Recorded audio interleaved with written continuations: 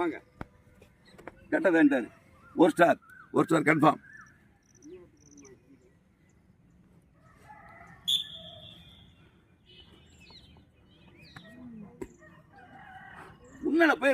முன்னால போயிருங்க. ஹலோ, நான் சொல்றது புரியுதா உங்களுக்கு?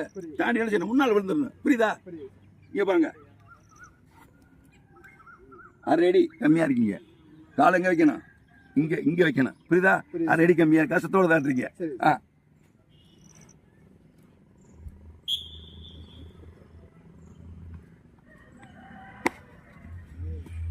அதே நடந்து தாட்டுக்காரு. ஃபெயில். இங்கிட்டு வாங்க.